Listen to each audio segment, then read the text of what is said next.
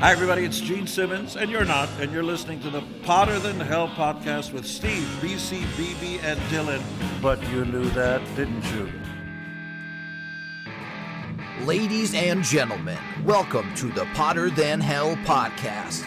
This is your last stop on the crazy train of hard rock and heavy metal. So sit back, buckle in, and hang on. Here we go.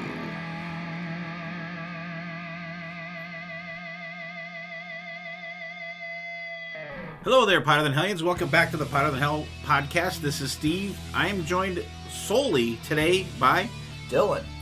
What's up, buddy? How are you? Well, not bad. Yourself? I'm okay. All right. I'm hanging in there. Things are we're getting there. And BC is working today, and BB is actually not feeling well. He was going to join us, but he was sick the other day. I think he's got the flu. So it's not great weather to be trekking up to the 62. No, it's fucking horrible out there today, but it's better than snow. Yeah, we had a little icy rain today, so yeah. So you're doing good? Yeah. Not too shabby at the moment. Good. Well, it's the middle of the month, right? It is. That's helpful for you. Yeah, the month flew by. January flew by. It did. It's almost my birthday. Almost. Close. This one, well, actually, my birthday will have happened by the time this one comes out. So this will be coming out February. This will be out in February. And last week we had Brad on. We did the Make It a Combo. Always great having Brad on, and it was because it's the third one that we did. The first one that we did, it was just the four of us, and then the ones that we did, the second one we did, I thought. When we were going to do it again, I thought Brad would be a perfect guy and he would really get into it. And he was a great addition to it. Mm-hmm. We haven't recorded it yet, but I'm very excited by the albums that everybody has thrown out and to see what happens with them. It'll definitely be interesting to see what everybody picks. And I'm sure there will be some disagreements on what songs get axed and what songs don't. Yeah. Brad, I'll just go over real quick. Brad picked the first two Union albums, self-titled in the Blue Room, and then he did the first two Hardline albums, Double Eclipse and 2, which is weird calling your first album double anything. Oh yeah. And BB troll picks for the year, inspired by the track 2 episode we did with Brad, I'm sure. Yes, absolutely. And he did Stone Temple Pilots, Core, and Purple, and then Alice in Chains, Facelift, and Dirt. Dylan did Alice his favorite 80s Alice Cooper, Trash, and Hey Stupid, and Rush, Hemispheres, and actually Farewell to Kings and Hemispheres. And let me tell you, that was the easiest thing I've ever done on this podcast. I did it today, and I was doing, like I said, like Dylan said, we didn't record this one yet, but I was doing my thing for, I'm like, well, this is like a fucking no-brainer here. Jesus Christ. And then BC did Warrant, which I can't wait to, because this is Robert Mason Warrant. Recent Warrant. It's Rockaholic and Louder, Harder, Faster. And we were there when they released Louder, Harder, Faster at M3. Yeah, absolutely. And he also did Helix, Walk on the Razor's Edge, and Heaven Can Wait. And me, I did... What the hell did I do? It's a great question. I did, I'm sorry. I did Scorpions, Love at First Sting, and... Blackout. And then I did Journey, Escape, and Frontiers. Yeah. So it's gonna be good recording that one. I hope you guys enjoyed it, because I'm sure we will. Like Dylan said, we didn't record it yet, but we're getting a couple episodes out there in the bank, because we have Monsters of Rock coming up, and there's some other stuff coming up that we may have some recording date glitches. But feels like we're time travelers bouncing all over the I know. Diddle-oo. All right, so hey, what have you been listening to, Dylan? Well, a lot of bands came out with some albums this past week, and one of the bands that I'm sure you're going to be talking about is Green Day. They came out with an album, Saviors, and let me tell you, I was a little trepidatious going into this album, because their album that was released before this, which was called Father of All Motherfuckers, I think, god awful, not good, edgy. So I was very, very cautious about this one, but let me tell you, this is one of my favorite Green Day albums. I really like it. I like it. It's very much political, so probably not that. But Green Day has always kind of been political, so it's it's par for the course for them. But there's some songs that I'll send you some songs that I think you would like, because There's some good rockin' stuff. Trey Cool's drum fills on one of the songs. He absolutely goes nuts. Of course, you know how good Trey Cool is from the album that I showed you with Dookie. Like, his drum fills are insane. But it's a really great return to form for them. It might make my end of the year list. Really? Yeah. Okay. An early contender. So, right. Very good.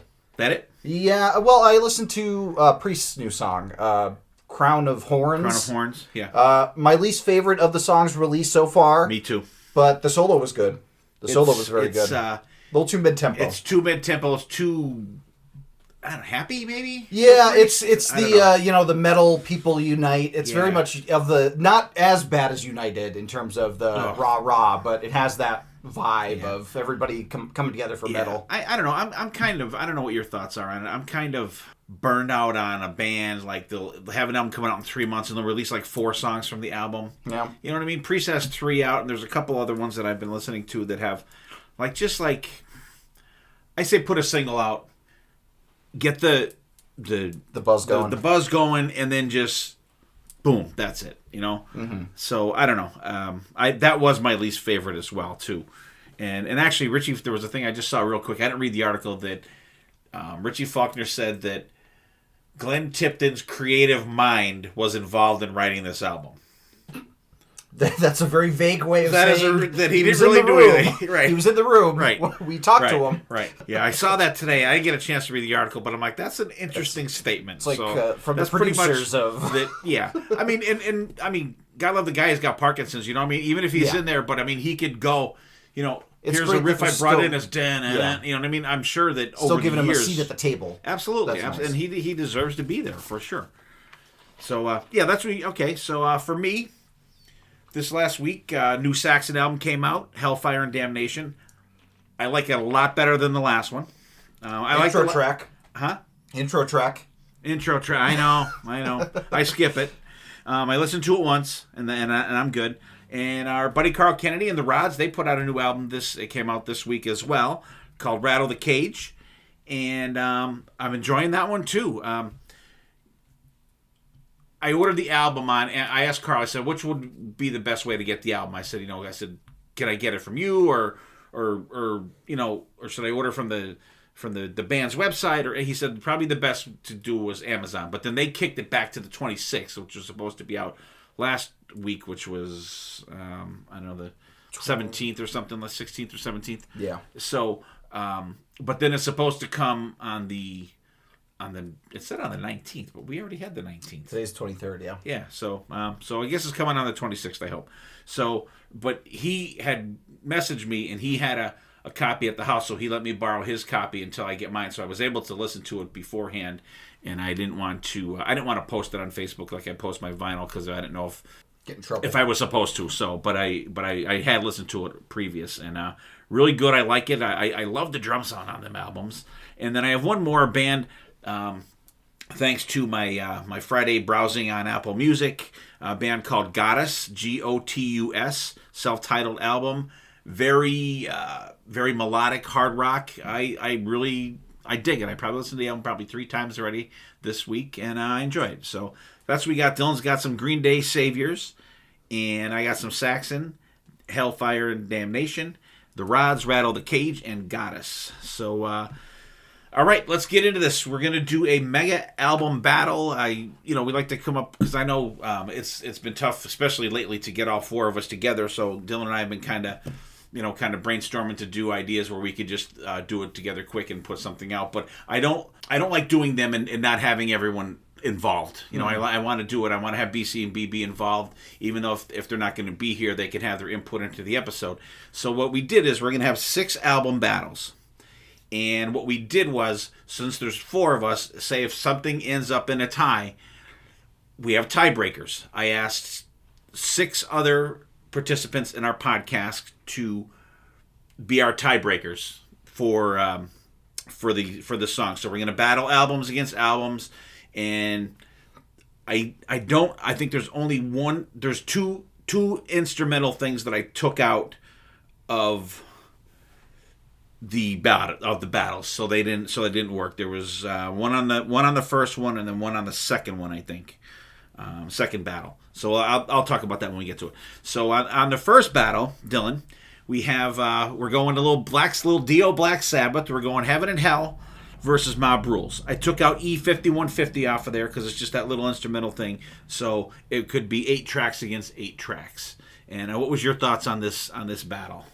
Yeah, this is a pretty good battle because I feel like it's a great 1-2 punch of Dio being in Black Sabbath. They're very solid albums. They have a lot of songs that they would play when they became Heaven and Hell. So there is a lot of longevity on both albums. It's not, one album is heavy with the hits as compared to the other. I mean, there are some songs that are more well known on one album, but in terms of like listening to it and people that are like huge fans of the thing, there are fan favorites on both sides, I think. Yep, absolutely, yeah. And I because actually we talked about the making a combo with Brad, and the one we did, I think the one we did with Brad, or one of the first 2 ones. I did my album combo of Heaven and Hell and Mob Rules. So we already know your answers. I don't know. I didn't even go back to listen to that, so I'm not even sure what I picked for it. So okay, so let's go. So we got Neon Nights versus Turn on the Night. I have Neon Nights picked for myself, and also who do you got for this one? Yeah, this was probably one of my easier battles on this album head to head. I also went with Neon Nights. I just think it's a more iconic intro. It's that fast paced.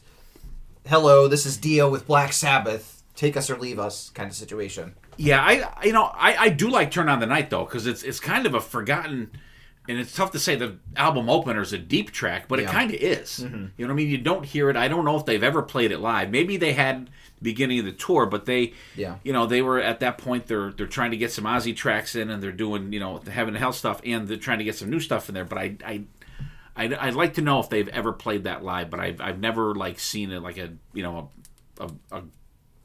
performance of it. And it's no Kiss Turn on the Night. It is not Kiss Turn on the Night. I would take Kiss Turn on the Night, I think, over this one. I would too. I think that's a great song. Absolutely. Okay, so we got two Neon Nights. BC voted for Neon Nights as well, and BB picked Turn on the Night. Always has to be contrarian. We got one vote Turn on the Night, and we have 3 votes. And Brad, our tiebreaker, voted for Neon Nights as well. Yeah, that was almost a blowout. BB, I feel like that's going to be a recurring situation going. It forward. It may. All right, track 2, Children of the Sea versus Voodoo. Children of the Sea, apparently the first track that Ronnie James Dio and Tony Iommi worked on together. First track that they wrote, I guess. And then the Voodoo. Great. I loved the feel of Voodoo. So who's your pick for this one, Dylan? I went with Voodoo. Children of the Sea, I have a little bit of a burnout on. I like it, but Voodoo's got that bite to it. I love the riff in it compared to Children of the Sea. All right. I have Voodoo as well. Mm-hmm. I think Voodoo is a freaking great track. It's and I love Children of the Sea too, but I just because I like Voodoo's more of a upper pace, I think Children of the Sea's too early in the track listing, and that's going to be something that I'm going to bring up in a couple of other albums that we're going to be talking about tonight. Okay, it's too early for a slower mid-tempo song. All right. Yeah, because you start out with that rocker, then it kind of brings it down right off the bat. I can see that for sure. And BB has Children of the Sea. Every time. And so does Brad. Okay. Brad's got Children of the Sea, too. BC's the tiebreaker. So BC's the tiebreaker, and BC has Voodoo. Yeah, I figured as much. Yeah, BC's the if he has a choice between rockin' and mid-tempo, he'll go rockin'. Yep. Okay, next battle, Lady Evil from Heaven and Hell versus Sign of the Southern Cross. I love Lady Evil. I've always liked it. I always thought it was a cool song. Kind of, maybe a little happy crappy for Black Sabbath, maybe a little bit, but I still like it nonetheless. And Lady Evil's my pick for this battle. BB's pick is Sign of the Southern Cross. And Brad picked Sign of the Southern Cross as well. So we got 2 on that one. What's your vote on this one? Sign of the Southern Cross I think is a good song, very much a fan favorite for this era of Black Sabbath. But you got to go with the bass driven Lady Evo geezer. Come on, I love that bass, that simple bass line. It's just, and then I love Dio's delivery. They'll set you out. Yeah. And when we saw them do that live? Yeah. That was fucking fantastic. Oh, no, I didn't see it. Oh, you weren't there? I was you not weren't at there? Heaven You and didn't see the Heaven and Hell show? I did not. Oh, that must I've not seen Dio live. Okay. Oh, really? That must have just been me and BC. That was fucking I have fantastic seen when they the did it DVD live. of them doing it live. Okay. Yeah, but Lady Evil is just a classic. And I even saw one of the dance recitals that I went to for Christine's niece. They did Lady Evil as one of the dances. So That's crazy. It was That's very cool. cool. BC also has Lady Evil. Magical Mystical Woman. So did I give everybody? We have 5, 3 to okay, 3 to 2. So Lady Evil. we got Brad and BB on Sign of the Southern Cross. We got myself, Dylan, and BC on Lady Evil. And it's Battle of the Album title tracks. Heaven and Hell versus Mob Rules. Tough one. Yeah. Tough. I mean, even though Heaven and Hell is a more Children of the Sea type tempo type song, I had to go with Heaven and Hell because I love the solo part. Plus, but it picks up at the end too. You get that rocking part at the end. Yes. Okay. BB is going with me with Heaven and Hell as well. Oh, there we go. I'm surprised. That's the first time we synced up, I think, today. So what do you got?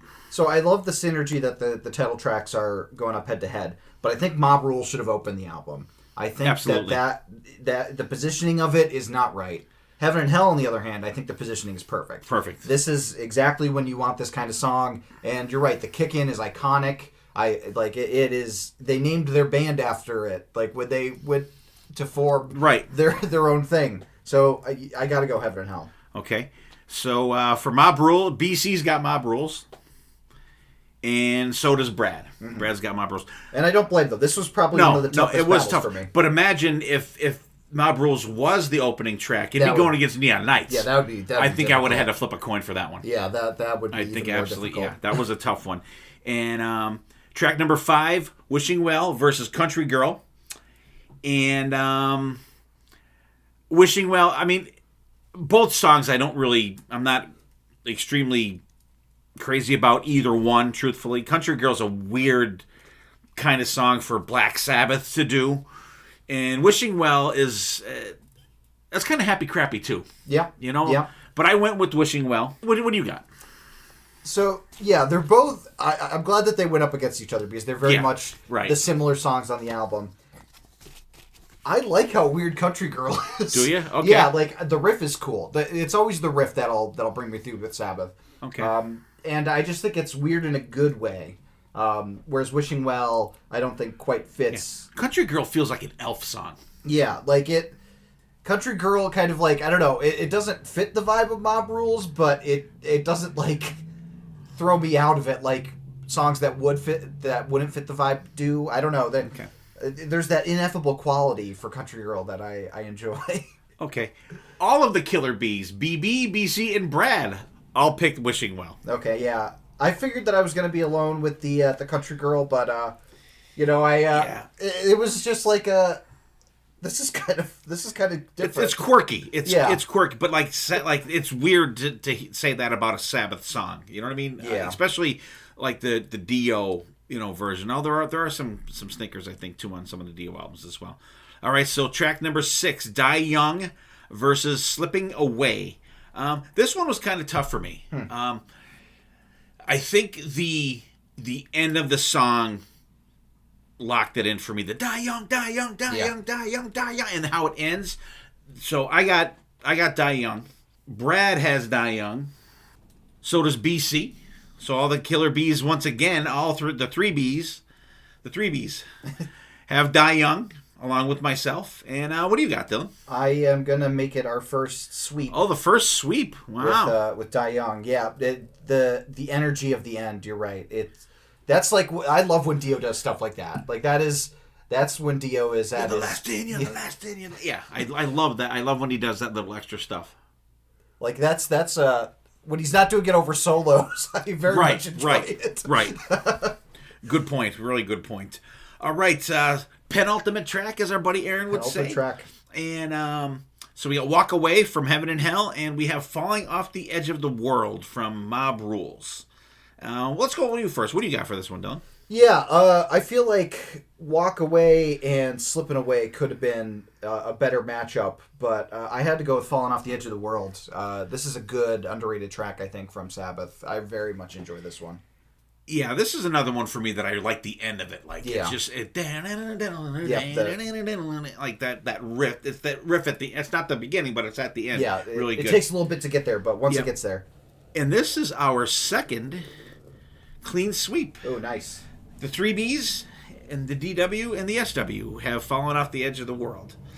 All right, so last track of the album, Lonely is the Word from Heaven and Hell, and Over from Mob Rules. And let's see. I have BC on Lonely is the Word, and I have BB on Lonely is the World. Okay. What do you got? This was a tough one for me. I think that these are songs that definitely should be the last song. They have like the build to it, and the end is crazy. The solo in Over and Over, the couple solos in Over and Over, amazing. It's fantastic. I had not listened to these songs in a very long time because, there's a lot of other Sabbath songs that pop up before these, but I was very surprised by both of them. But I had to go with Over and Over on this one. I really, really enjoyed it. All right, so... But Lonely is the Word is also a classic. All right, so Dylan literally just changed my mind on the vote. I forgot, it's not a song that I listen to a lot, but exactly. you did change my mind on that one, so I'm going to take Over and Over as well. Nice. All right, who did I give you? So you gave me the Killer Bees. I gave you the Killer Bees, okay. And, so Brad's the tiebreaker. And Brad is going with us. Nice. Brad is going with us. Brad picked Over and Over as well. So, all right, so what do we got for a tally, Dylan? Okay, so Heaven and Hell racked up 5 of the 8 songs, and Mob Rules racked up 3. So in the battle of Heaven and Hell versus Mob Rules, Heaven and Hell comes out on top. And that's what I figured was probably going to happen, but, it wasn't as competitive as I thought it was going to be. It wasn't for me. It wasn't for me. I had three Mob Rules, and I had 5 Heaven and Hell. I think I had 4 and 6. And 4 and 4. And I would have had one more, but if you changed my mind at the end there, so yeah. that one was a win for I you. didn't get anybody on my side with Country Girl. No, you and the Country Girl are strolling down the dirt road alone. Yep. All right, so once again, Brad, thank you for your picks as well. It's always cool having you involved in stuff. All right, so our next one, I think this is gonna be a tough one for Dylan here. We have Van Halen, Women and Children First versus Fair Warning. Now, I took out Sunday Afternoon in the Park off of Fair Warning to make it an even battle. Mm-hmm. Okay, so Stephen Michael, our friend, is our tiebreaker on this one. So Stephen, thank you for your participation as well. So we start off with we're fighting right off the bat. We got In the Cradle Will Rock versus Mean Street, which are two, fantastic, both songs. Soon as you hear the very first notes of them, you know exactly what it's going to be. Great opening tracks, I think, for both albums. I got BB on Mean Street, and I also have BC on Mean Street. What do you got, Dylan? Well, first off, I want to say that this is definitely the hardest battle for me that we're going to be talking about tonight.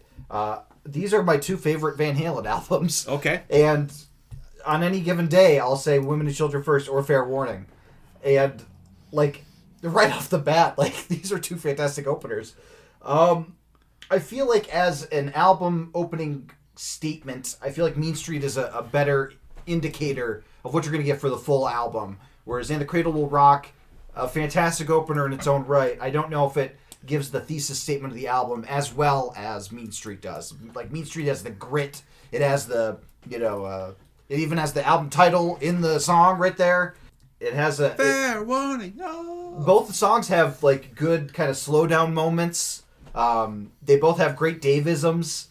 Have you seen Junior's Grades yep. versus the... Lord, strike that poor boy down. Yeah. I have to go with Mean Street, though, Mean on this Street? one. Okay. Right off the bat, we have a sweep. Yeah. Steven picked Mean Street as well. BB, BC, myself, and Dylan. So we got we had to wait till track 6 to get a clean sweep on the first battle, so we got the clean sweep on the first one there. All right, second track. One iconic song and one very cool deep track, I think. Everybody Wants Some with tribal drums and more Dave-isms in this one as well. Yep. And Dirty Movies. Same on this one, too.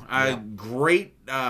One, like I said, one well-known track, one deep track. BC and BB, the Killer Bees, have Everybody Wants Some on this one. And what do you got, Dylan? This is another one that's very difficult. I think like Dirty Movies is a really good follow-up to Mean Street. I think Everybody Wants Some is a better song. I always associate it with, of course, Better Off Dead, with the dancing hamburgers. I love the build to it with the tribal drums and... Oh, God. Yeah, I think I gotta go with Everybody Wants Some. It has the exclamation points in it. It's the name of a Richard Linklater film. It's got a lot going for it. Sure. But Dirty Movies is no slouch. All right. Okay, so we got BB and BC and Dylan on Everybody Wants Some. Steven picks Dirty Movies. The two Stevens pick Dirty Movies. Oh, yeah. Two horn dogs. Yeah.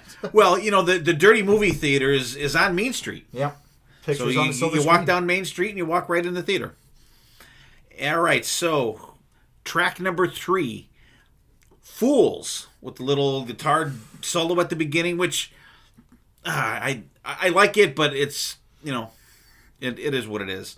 And versus Sinners Swing. All you sinners swing. I'll go first on this one. Sinners Swing is great. Little clinks, little guitar squinks in there. Yeah. Very cool. This may be the first song I ever heard the word fucking. Yep. One of the very few. 1981, Van Halen songs. God, if you ever uttered in front of your parents, your fucking head would be rolling down the street. Yep.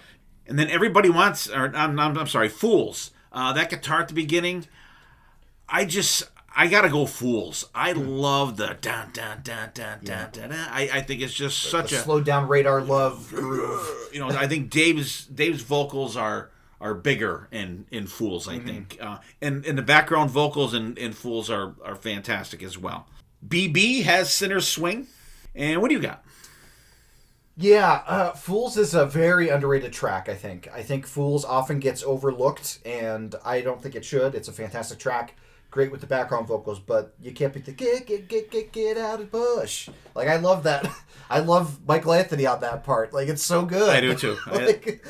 It's got that, and it's got the kind of fast-paced swing to it. But Fools is... Every single one of these battles is like... I tell you, it's like choosing your children. But I go with Sinner Swing today. You go with Sinner Swing? Okay. Yeah. All right. BC also has Sinner Swing. And Steven went with me again. He's got Fools. Nice. The Killer Bees and me are lining up. I know. The old guys are going together, I guess. The Steves. The Killer Steves versus the Killer Bees and Dylan. Final track on each side of the album, on side 1 of the album, Romeo Delight from Women and Children First, and Hear About It Later from Fair Warning. And what's your thoughts on this one off the bat, Dylan? This is another tough one. I think, for me, Hear About It Later is a good song, but not, like, to the level of the 3 before it. Whereas Romeo Delight, I think, is a very, very good Van Halen song. Again, often overlooked. Often not put up there with some of the other songs. So I'm going to go with Romeo Delight on this one. All right. And BB is also going with you as well. Yeah. Steven picked Hear About It Later. I don't wanna, baby, I don't wanna. And myself and put myself and the Killer Bees down for Romeo Delight. And Nice. I think they used to open shows with that too. Now that I think about seeing set lists and stuff like that. Taking whiskey to the party tonight, looking for someone to squeeze. Love it. Got more Dave-isms in there. I mean, Hear About It Later is very good too, because Hear About It Later was one of those videos that we used to see on MTV from the 81 Oakland show. And it was weird too, because I don't know if they spliced it or whatever, because that's the song where like Alex lights up the gong and starts banging the gong with the fiery gong stick or whatever you call it, gong thing. But really good though. But more for the rocking part. But Hear About It Later is a really good track. All right, we'll flip them over. We will start off with From Women to Children First, Lost Control, which I believe our buddy Brad hates that Yeah, he song. does not I think like it at Brad all. is not a fan of that at all, so I think he would probably pick Unchained if he were in this one. And Unchained is the next one. I really like Lost Control, but I got to do a BC. It's Unchained. Come on, Brad, give me a break.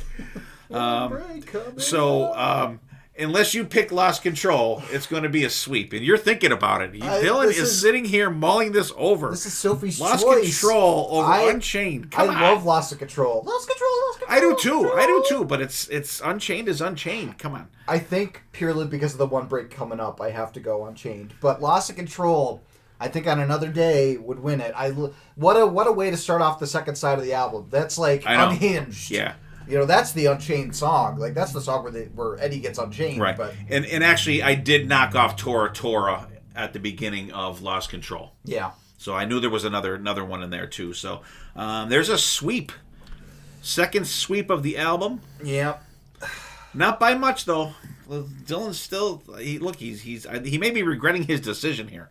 All right. And another tough battle, I think. Kind of. I don't know. Now that I look at it, maybe not. Take Your Whiskey Home from Women and Children First versus Push Comes to Shove. I'll let you rest for a second there, Dylan. Yeah. Okay. Yeah, let me... Yeah. Push like Comes to Shove. Kind of a cool song. I could picture this...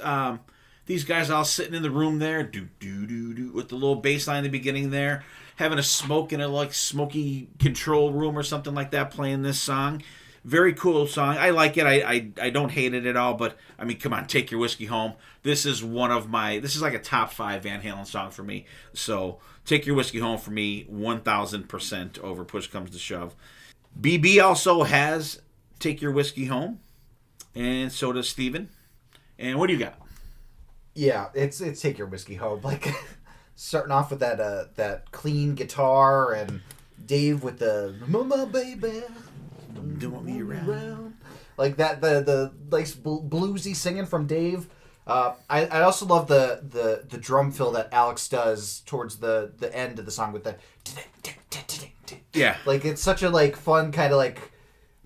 kind of like a stutter, stutter kind of thing. Like I love that drum fill, Yeah. and it's a very interesting time signature song too. Like it feels like it's a very stuttery song. A little chaotic. Yeah. Another clean sweep. So we got 3 on this album. We only had 2 on the last, so we guys got 2 tracks to go yet. And next battle up, which for me could be one of the worst Van Halen songs besides anything on Van Halen. Women and Children First versus So This Is Love.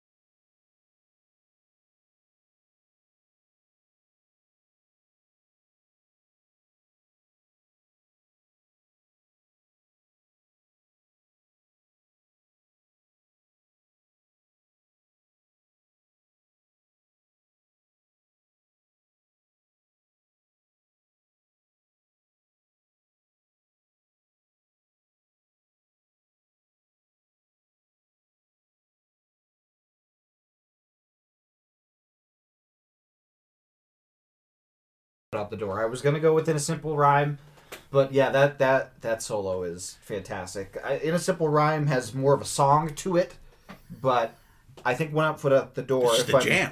If I'm going by like fitting the album, I feel like that really is a great coda to end the album off. If you like consider, so This Is Love, like the final like song, right, and then One Foot Out the Door, kind of the little dessert at the end. Yeah. I'll go with that. And I did leave out Sunday Afternoon in the Park in between, so This Is Love and One Foot Out the Door. Yeah. That's just weird. I think that was just to fill up space on the album. Both are really short albums. And Steven picked In a Simple Rhyme. Mm-hmm. And BB also went with One Foot Out the Door. Okay.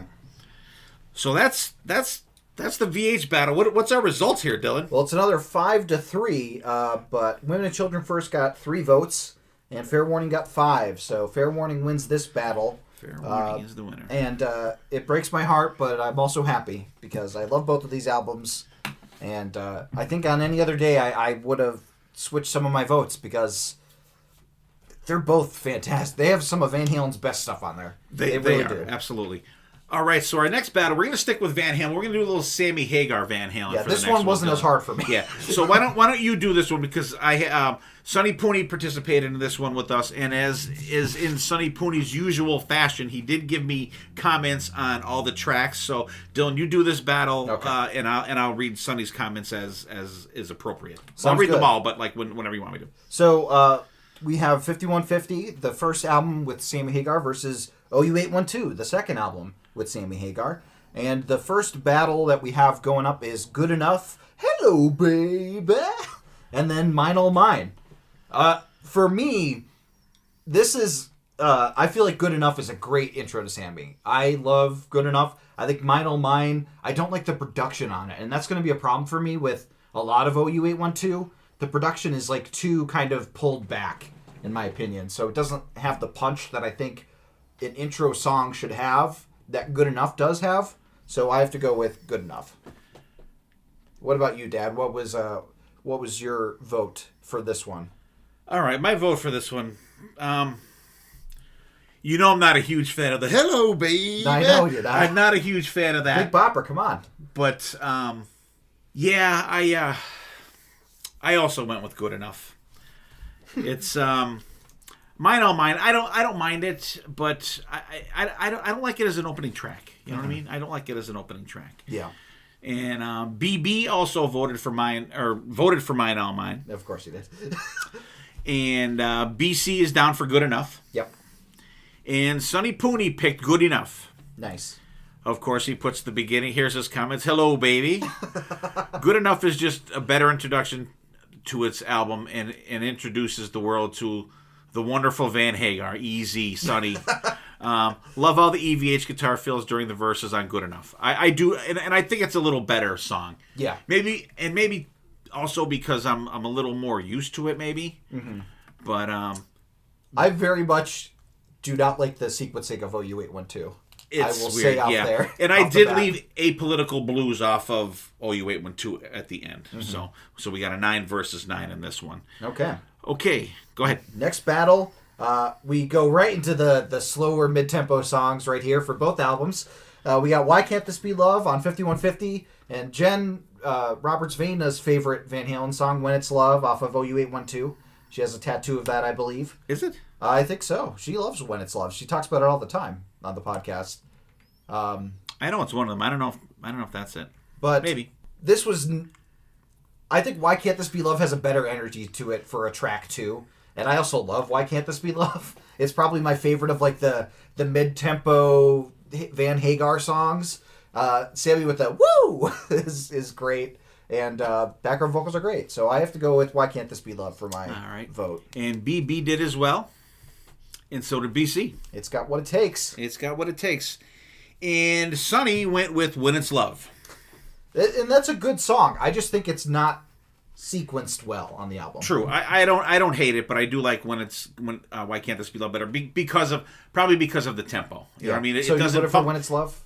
Or Why Can't This Be Love? Why Can't This Be Love? Okay. It doesn't pump the brakes as hard as When It's Love does. Yeah. Sonny put When It's Love could be in the running for one of the best pop rock songs ever, in all caps written. Easy again. I absolutely love Why Can't This Be Love, but When It's Love is near perfection. I mean, vocally, When It's Love is amazing. Yeah, I mean, Sammy's a great singer. Yeah. He really is. I don't go to Van Halen for singing, though. I do not. I do not. That's for sure. Especially with David Lee Roth. Right.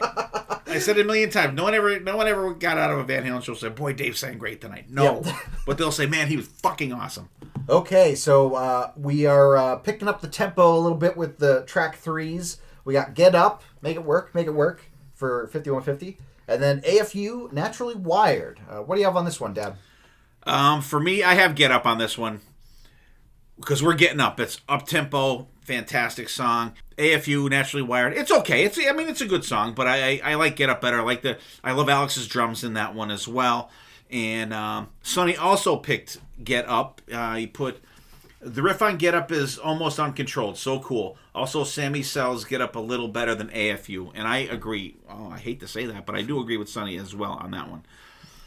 So, BC has Get Up. Okay. Which I knew he would, absolutely. Yeah. And our outlier is BB. Come on, every time. Yeah, Get Up is just a much better paced song for the album, I think. Yeah. And what's your... I think the production on Oh You Wait One 2 is terrible. I don't like it. I don't like think it at all. Muffled or it bounces me right off of the album. Sucks. I do not go to this album very often. No, I don't either.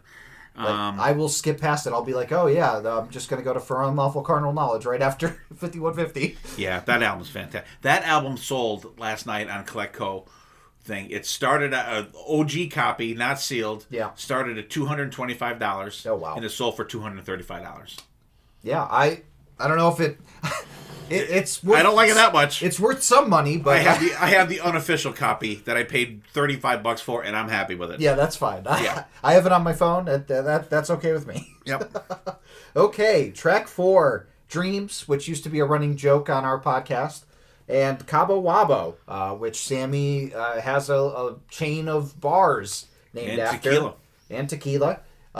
What did you think of this battle? I know you love Cabo Wabo. I fucking hate that song. I think it is one of the worst Sammy Hagar Van Halen songs. Dreams is great.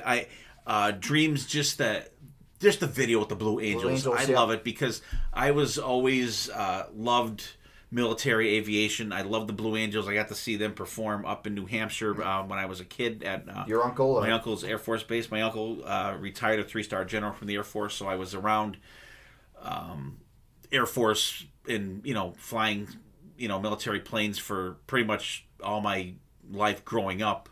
I got to see a prototype of a 2-seater F-16 take its first flight in Texas. Very cool. Which was very cool. I got to see a U-2 plane land and shit. It was fucking awesome. So, and that always just brings me right there. And the song is great too. The song is great. Because I like even in the video that when the pace picks up when the planes take off. Like it's just filmed and timed perfectly. And so I got Dreams for that one. Yeah. And Killer Bees have Dreams as well. Okay. And so does Sonny. Sonny says, Dreams. He says, Cabo Cabo gets a little long in the tooth. Dreams is so goddamn good that chorus will swim in your head for days. Yeah. This is our first sweep for this first album. VH sweep. The Dreams, I think, has a lot of great moments. Again, Sammy sounds fantastic on it. I love the so baby try your right. Like that part is really great. Yeah. And the solo in it is fantastic for a slower song. And he harmonizes great with Michael Anthony too. Yes. He really does. And they're still doing it to this day. Yeah, they're a very good duo to pair together. Okay, we're going to Summer Nights, but not the John Travolta, Olivia Newton-John number from... no, it's Summer Lovin'. No, it's called Summer Nights. It's Summer Nights, It's called Summer Nights. I love that song, too. Yeah, and then Source of Infection for OU812. This one is probably the first battle that gave me some pause, because I like both of these songs, but what did you end up going with? Well, I'll give you... BB went with Summer Nights. Oh, well. And Sonny went with Summer Nights. So Sonny says, Summer Nights, not even close. It's like comparing ice cream to a pile of shit.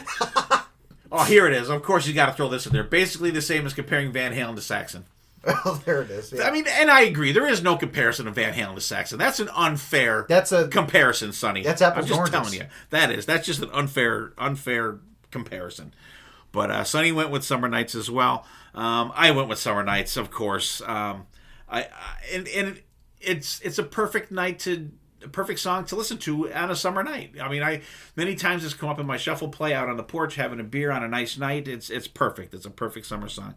I like Source of Infection too. Mm-hmm. I do. I think it's a great up tempo song. But Summer Nights is just that perfect theme song. You know what I mean?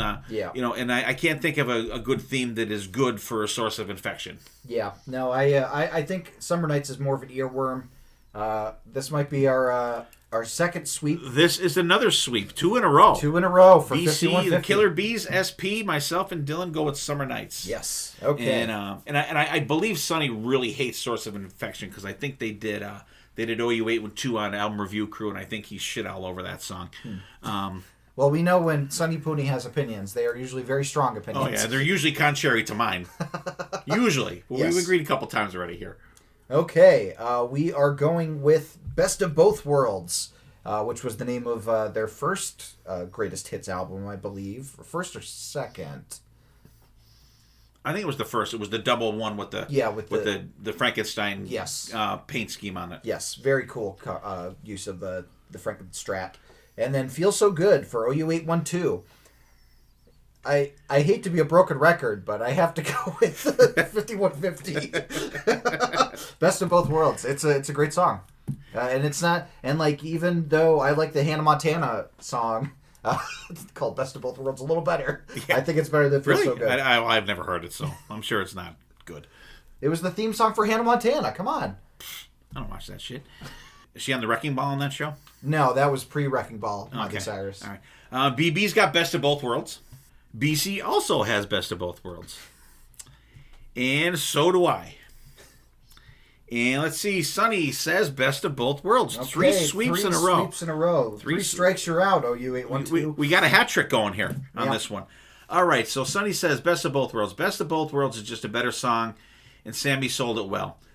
Feel So Good is like a summer beach song. Nothing wrong with that, but it doesn't hold up to the more powerful Best of Both Worlds. You know what? And I don't like Feel So Good. I think it sucks. I don't. That's a song that just does not and never has resonated with me.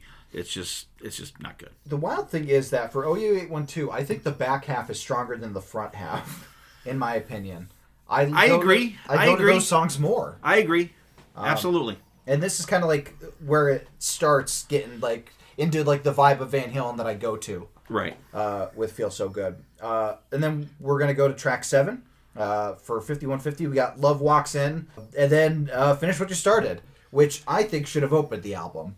That would have been a good album opener. But I agree. I went with Finish What You Started. This is my first vote for OU812. I think it's a classic Sammy Van Halen song. It's got a good groove to it. Great riff. All right. And I love the Baby Come On. Sonny picks Finish What You Started as well. This was by far the hardest choice. I absolutely love Walks In, but Finish What You Started is written so well. Comes off better live. And when I think about it, almost makes every one of my playlists. Okay. I hate it. I fucking hate this song as well. I don't like this one at all. I don't know what. It never resonated with me. I fucking hate it. That's very interesting. I picked Love Walks In. I love Walks In. It is a good song. It was always one of my standout ballads of like this period. Absolutely love that song. The last like when they do the Love Comes Marching, their harmony on that is amazing. Yep. BC has Finished What You Started as well. BC, come on. And BB is with me. Okay. BB has Love Walks In. This is the first win for OU812. It is. And it was a contested battle. It is. All right. So, penultimate time, Dylan. Okay, we got the title track for 5150, and Black and Blue for OU812. Well, I went with Black and Blue. For me, 5150, I like it. It's okay, but it may actually be my least favorite track on 5150, the title track, of course. Title number, I don't know, whatever way you want to put it. But Black and Blue is hands down my favorite Sammy Hagar Van Halen song by a million miles. I absolutely love that song. It's like really the only go-to track on 5150 for me. And actually, OU812 rather. I'm sorry. Okay, so that's me. Yep. You and me. Dylan's got Black and Blue as well. Yep. Sonny has Black and Blue. Sonny says, this one was also close. But what made Black and Blue win? Honey, I ain't through with you. The harder the better. Let's do it till we're black and blue. Poor Nicole. LOL. I second that, poor Nicole. So Sonny's got Black and Blue as well. BB has 5150. Now there's Contrarian BB. And BC has Black and Blue as well. BB, the devil's advocate. BB, chop that one. Come on, BB. Give me 5150 over Black and Blue. Give me a break. Troll. Okay. All right, last track. 5150 were on the inside. And then OU812 is Sucker in a Three-Piece. This was tough. I think they both overstay their welcome for me. They're both a little too long in the tooth. But I think I have to go with Inside on this one because I love it's a very different vibe for the band. And I kind of like the low kind of groove to it. It's a very weird ender that I kind of vibe with. I don't know. All right. BC has Sucker in a Three-Piece. And BB also has Sucker in a Three-Piece. Okay. I have Inside. Okay. Now, I'm torn on this one. I like the song a lot better than Sucker in a Three-Piece. But this is Van Halen with Sammy trying to be Van Halen with Dave. Oh, with the laughing and goofing around and shit. Yeah.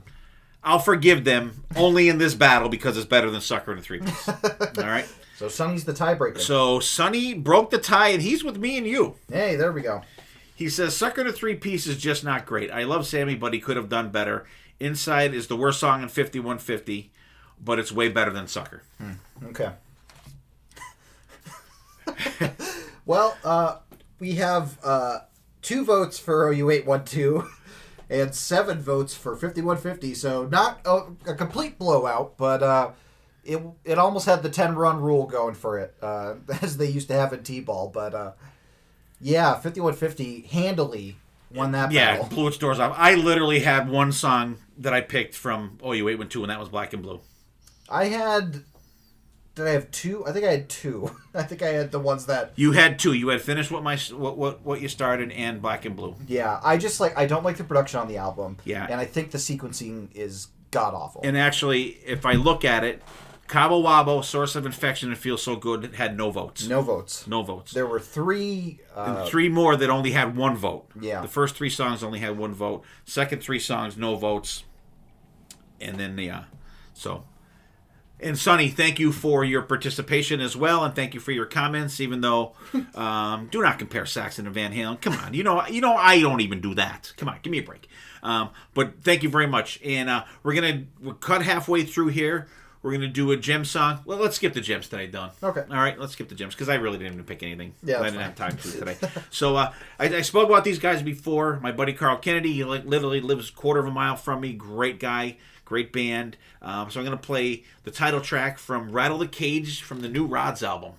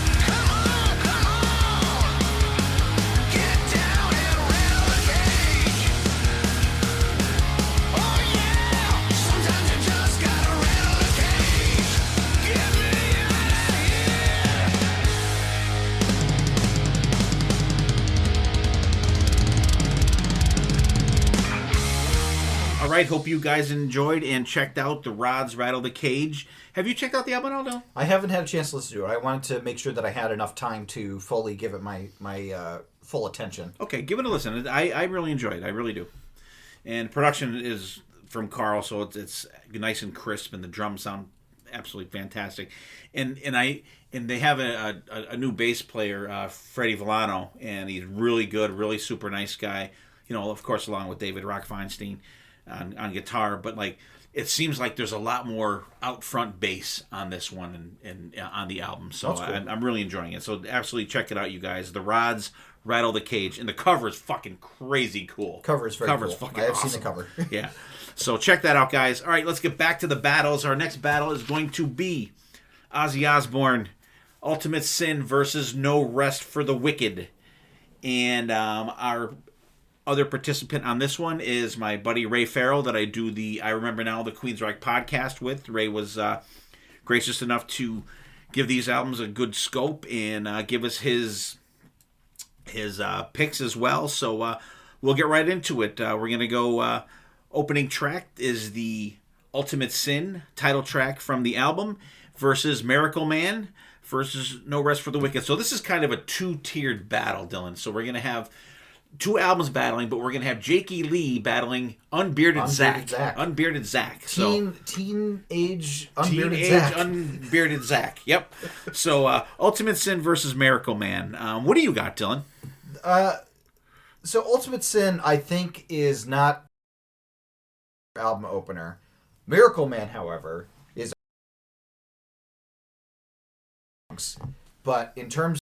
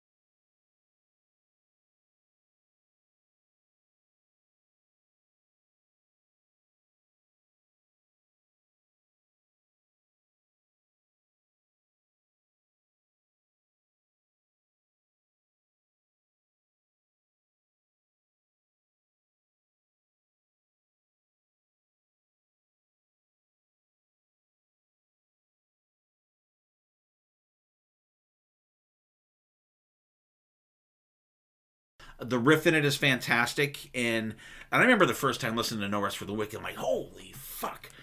And I like the production a little better on No Rest for the Wicked as well, but I'm with Never Know Why on that one. So BC also has Never Know Why. He's along with me on that one, and Ray has Crazy Babies. And what do you got? I also went with Crazy Babies. I think it's the riff that does it for me. It's just Zakk Wylde at his earliest, but at his not his best, but like his very good. Okay. I think he gets better with age. I'll say. Okay, But, all right. And BB is Crazy Babies as well. That's Shocking. 3 for 3 on Shocking. BBs. BB's running the board here. All right, next track. Thank God for the Bomb from Ultimate Sin and Breaking All the Rules from No Rest for the Wicked. What do you got on this one, Dylan? This was another tough one. I liked both of them. I went with Breaking All the Rules just by hair. I think I like the vibe of that one a little better. Thank God for the Bomb is good though. It's very, very close between these two at this point. But right. I just went with Breaking All the Rules. All right, put BB down for Breaking All the Rules. Yep, of course. Ray also picked Breaking All the Rules, which I was kind of surprised by that. And BC is in there for Thank God for the Bomb. And I got to go with Breaking All the Rules as well. I do like both songs. I like Breaking All the Rules a little better. I like in the beginning, I like the vibe a little more. You know what I mean? Yeah. But Thank God for the Bomb is really good. Great album, Ultimate Sin with Randy Castillo on drums. The great late Randy Castillo on drums. And so we got myself, Ray, you, and BC was the outlier on that one. He's got. I know. This, I think Ultimate Sin is BC's favorite Ozzy album. I was going to say, I remember him talking about that quite a bit. Yeah.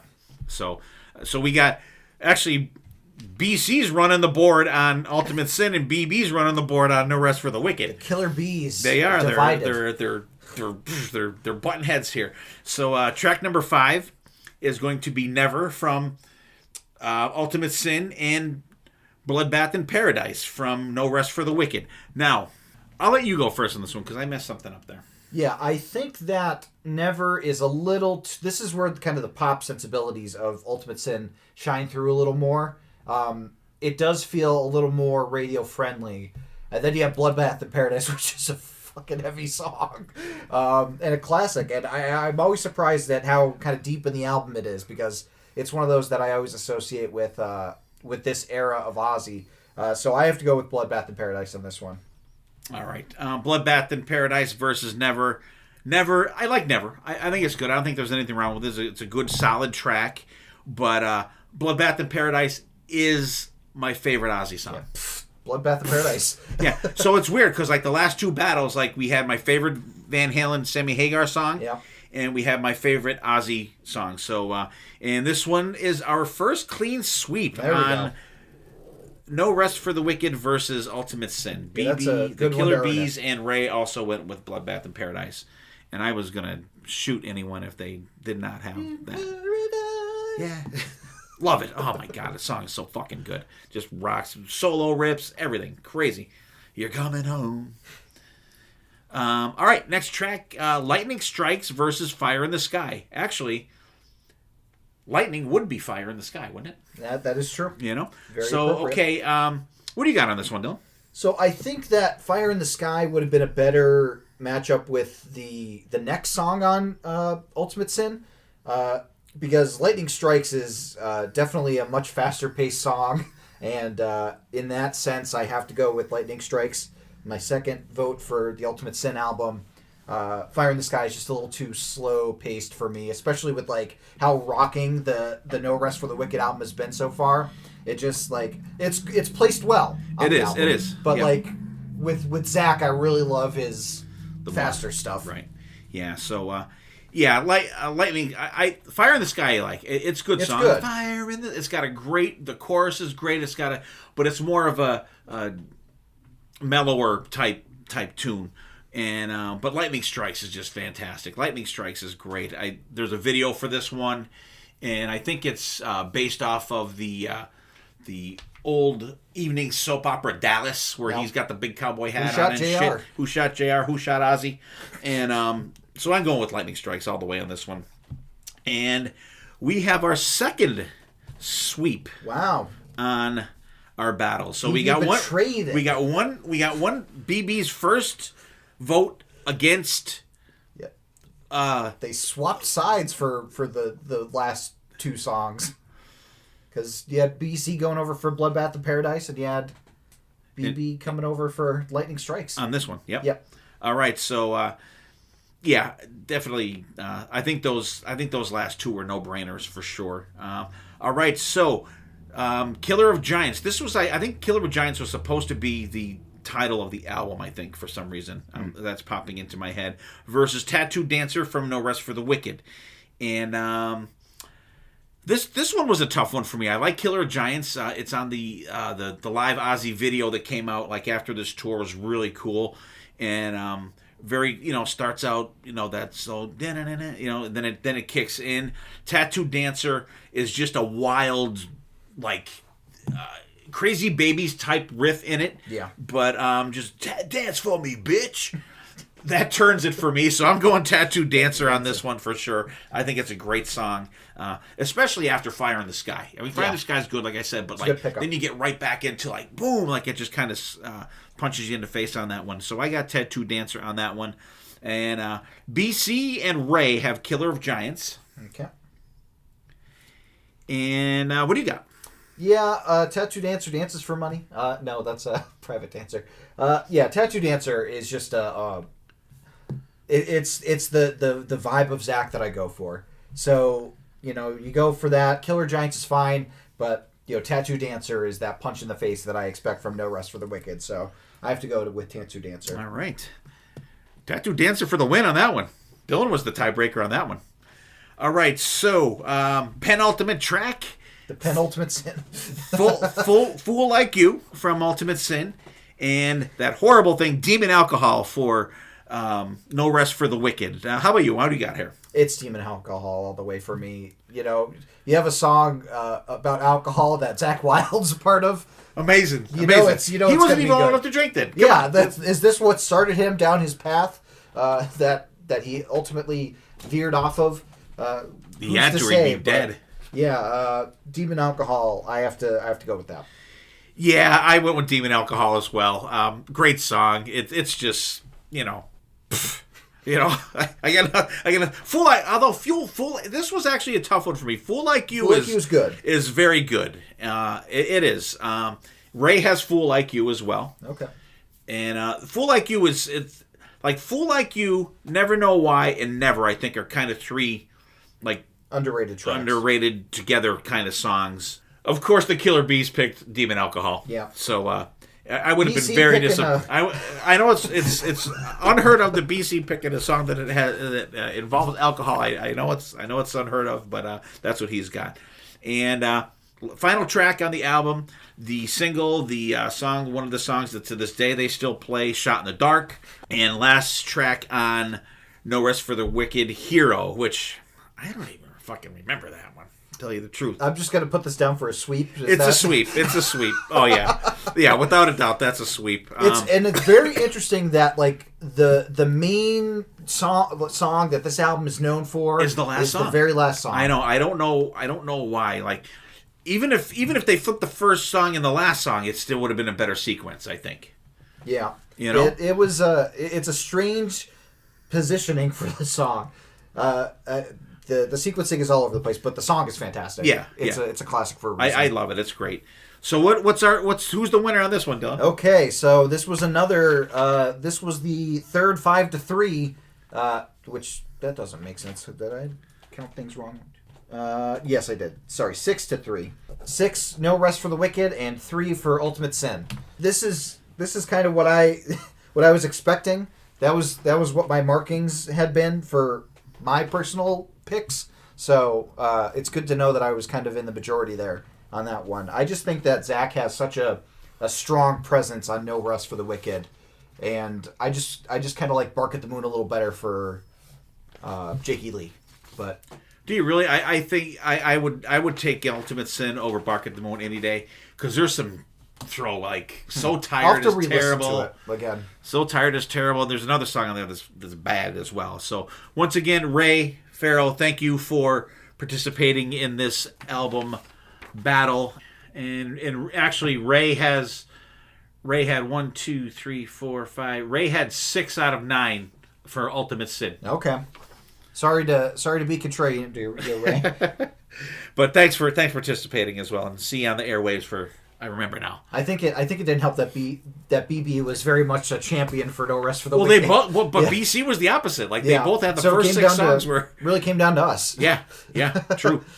Okay, going on to our penultimate battle. There you go. We're keeping that going. We got Def Leppard, the battle of the Def Leppard albums, but not the albums that you would think we're battling. We're not doing Hysteria here. We are not. We're doing There's too many songs on it. High and Dry and Pyromania. So BB was probably very happy that he didn't have to listen to Hysteria.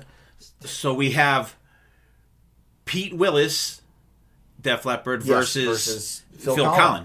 Yes. Who'd we tag to help us out with this battle?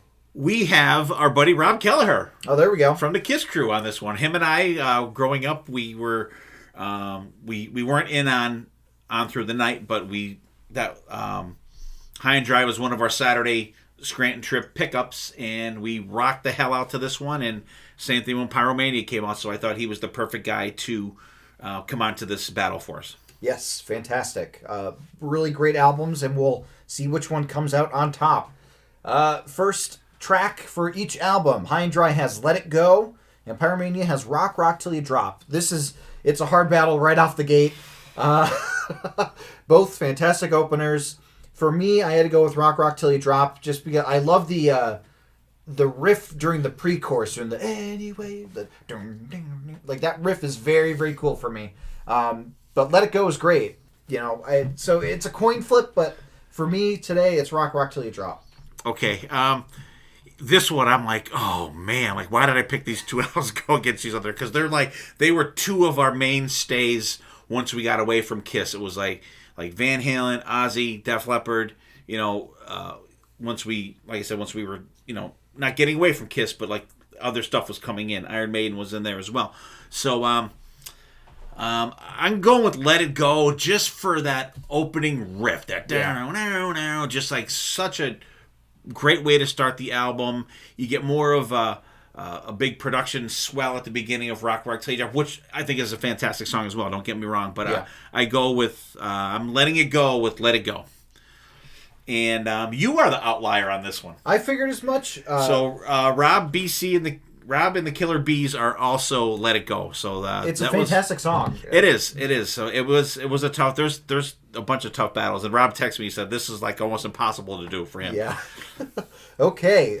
Track 2s. We got another hit and run for High and Dry and Photograph for Pyromania. We got the one of the biggest songs off the album versus another hit and run. I have a feeling that we may have some hit fatigue going on going forward. What did everybody think, Dad? Okay, there's 2 songs on this album that I have not decided yet. Yeah. This is the first one. I didn't. As you can see, I didn't mark anything down because I didn't pick yet. I was hoping you would go first because maybe you would talk me into one or the other. We're in the same boat. I think. Yeah, it's a tough. Another hit and run. I mean, like it's a perfect second track to Let It Go. And I think that's how I'm going to look at it because, God, I look at Photograph too. I don't know, man. Fuck. I'm going to flip a coin. Honest to God, I'm going to flip a fucking coin. I don't blame you. You got a coin in? I don't. Here, we could use one of the coasters. All right. I'm going to flip a coaster. I'm flipping the Kiss Dynasty coaster. Okay. Dynasty cover is High and Dry, and Pyromania is the cork side. Okay, going with another hit and run. Another hit and run came up Dynasty. Okay. It was the only way. Honestly, the only way I could think to do it. So all right. So BB has Photograph. Mm-hmm. I figured as much. And what do you got? Yeah, this is kind of a coin flip for me too. I mean, Photograph is a great single. It is. It is fantastic. I think it's the one that broke the album. Yeah, I love the background vocals during the pre-chorus of the whoa. Like it's so good. Oh. I think I'm gonna go Photograph today. Another hit and run might be another day, but I'm gonna go with Photograph. Okay.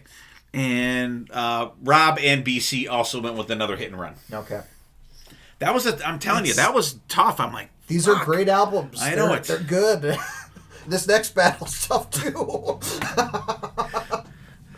Oh my god. Okay, we got for track 3, the title track for High and Dry, but with Saturday Night in the parentheses.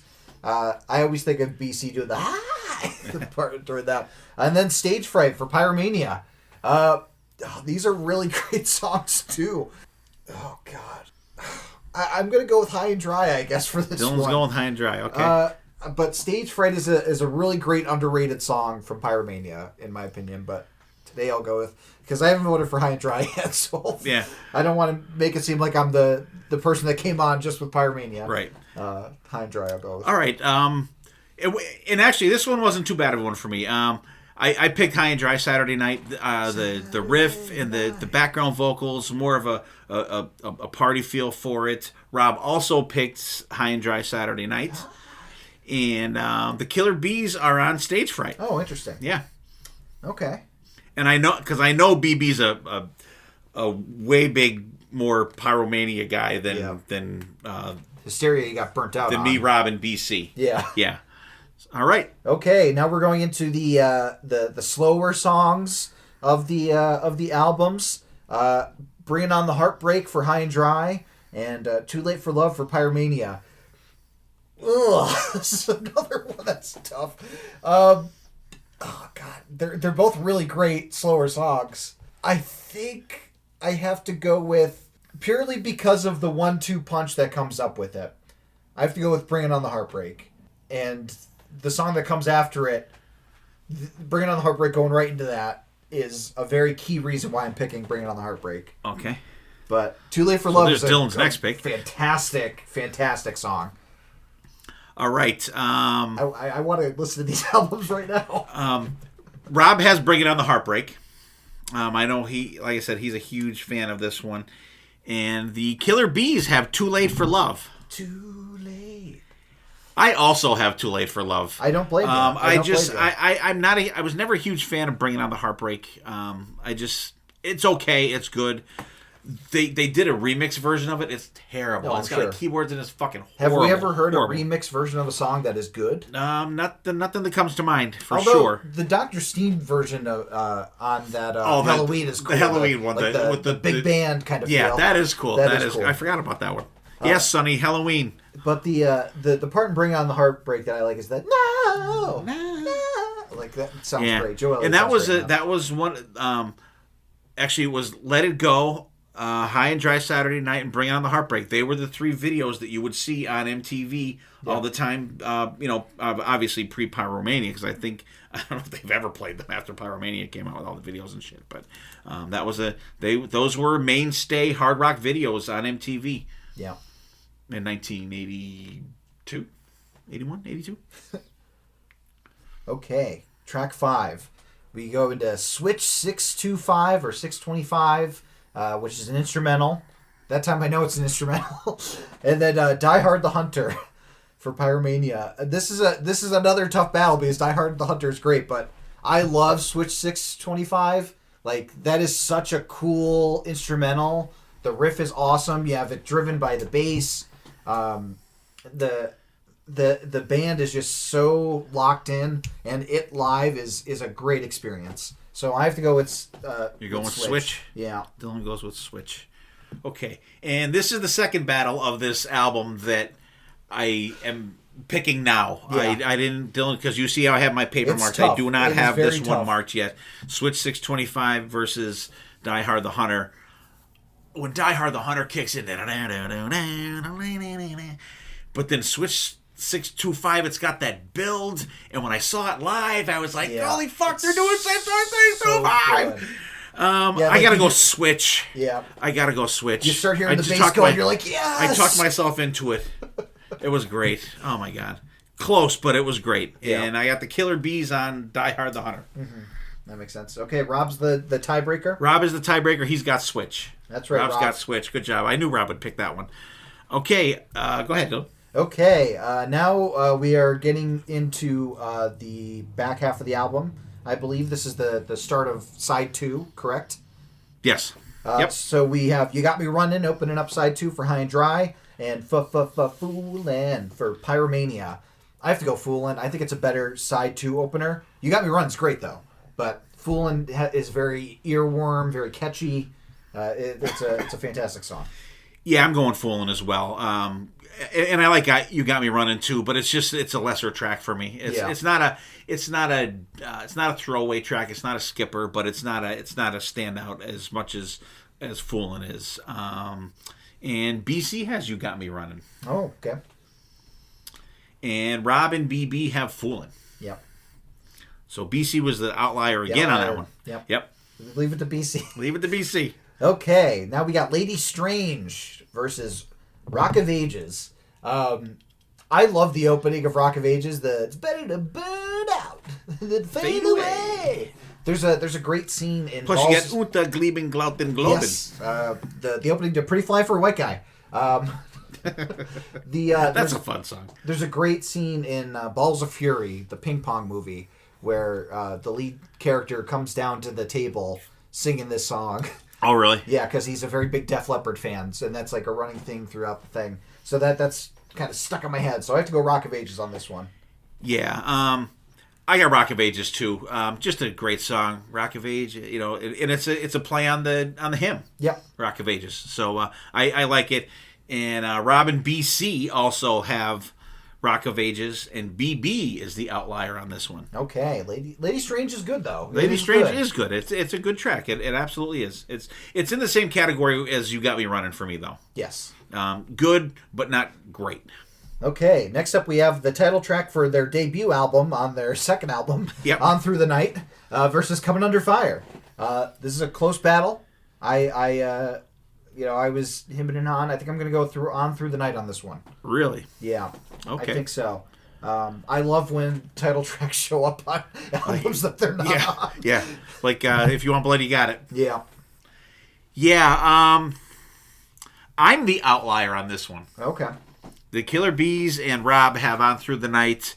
I Come On Under Fire is one of my favorite songs on Pyromania. I don't like On Through the Night at all. No. I don't like On Through the Night. Like, it's just I think it's dull. Okay. I think that kills it for me. I don't like it. Okay. Well, the penultimate song, you got Mirror Mirror, Look Into My Eyes, or Action Not Words for Pyromania and High and Dry. What do you think of this battle? Not as close for me as I thought it would be. I wasn't sure when I was doing these how they would match up, and I'm going with Mirror Mirror. Okay. I love the background vocals in that one. Mm-hmm. And all the I like the guitar in it too. Action Not Words is okay. It kind of feels like filler to me. Okay. Yeah, I think I have to go with Mirror Mirror on this one. I don't dislike Action Not Words. I'm not a huge fan of it. That riff that you mentioned is really great for Mirror Mirror. How about the Killer Bees? The Killer Bees have Action Not Words. They're together on that one. Who's got the tiebreaker? Rob's got the tiebreaker, and he's got Mirror Mirror. Okay. When in doubt, Rob goes High and Dry. Yes. Okay, and the last songs on High and Dry and Pyromania, we got No, No, No, not the Kiss song, No, No, No, versus Billy's Got a Gun. I went with Billy's Got a Gun. I think it's a fantastic Def Leppard song. Great ender to the album. Any song with Def Leppard that has gun in it usually is good. Like Don't Shoot Shotgun is another great song, but Billy's Got a Gun is my pick for the last song. Yeah, No, No is good. Yeah. You get the end, rock and roll. That is a fantastic ender. That is very cool. But Billy's Got a Gun is probably my favorite song on Pyromania. It is a really great got a underrated gun. song. He's on the run. I think it's absolutely fantastic. And the Can You Feel It in the Air? It's got some of their best background vocals on any album. And I think that Billy's Got a Gun is a perfect. If you listen to Pyromania all the way through and then go right to Hysteria, I think they're it's a perfect segue to It's got Hysteria. the Mutt Lange effect. Yeah, I would go for that any day. I would pick that over any song on High and Dry. Okay. This is our only clean sweep.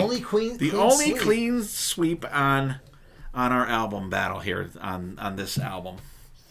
Okay, What do we got? I think this is our closest. No, you gotta. Who won here? Yeah, I know. I'm looking. Oh, okay. I think this is our closest battle yet. It's 6-4. High and Dry just ekes out Pyromania. Really? Yes. Very Wow. surprising. That is very surprising.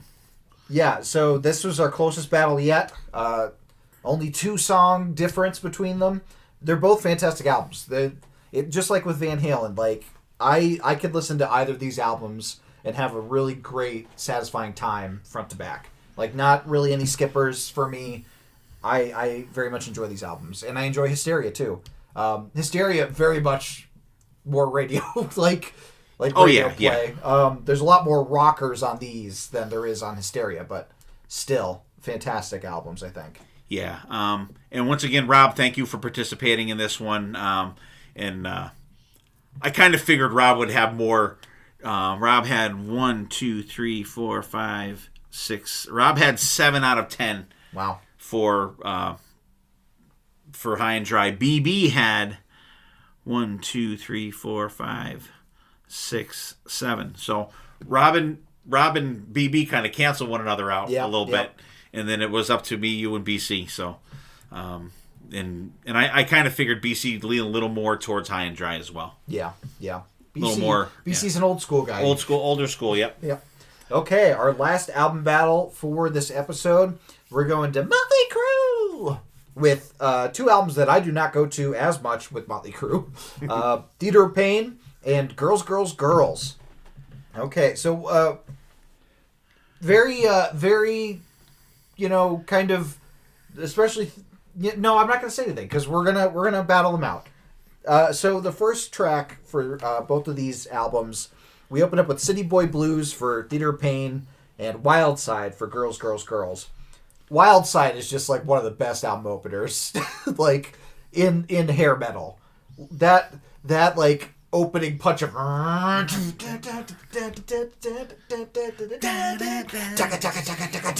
like every time it gets you pumped up right away. It's got to be Wild Side. City Boy Blues is a fine song. City Boy Blues is not a good opening track. It's not a good opening track, exactly. A little like, too mid-tempo. Come on, Wild Side's a punch to the face. It's got that shout at the devil like impact to it. Yeah, even though in the beginning technically open shout at the devil, but like for actual songs. Well, and Wild Side is my absolute favorite Motley Crue song. It's a great song. And actually, if you read and or believe the Heroin Diaries from Nikki Sixx, he wrote this song in his closet on my birthday. Oh, there you go. But clean sweep for the first one on this one. Yeah, that's everyone else. I mean, I think that was a no-brainer. That's a clean sweep. Yeah, I don't know any. Oh, who do we have? Oh, as I'm our, sorry. I apologize. And actually, I'm texting with their husband right now. We have our buddy Jen Roberts Vanna, JRV. There we go. Is our resident Motley Crue fan. So I asked her to do it, and she was gracious enough to give us our time and give the album some listen. And thank you for and sorry, Jen. I got so excited about Wild Side. Yeah. And actually, I'm texting back and forth with her husband too because something's just crazy. But yeah, definitely clean sweep. I love Wild Side, my favorite Motley Crue song, but hands down. So so I got literally like 3 of my favorite band songs. Yeah. In these picks today. It's almost like you picked these battles. And honestly, that did not come into the factor until I was doing. Oh shit, that was so.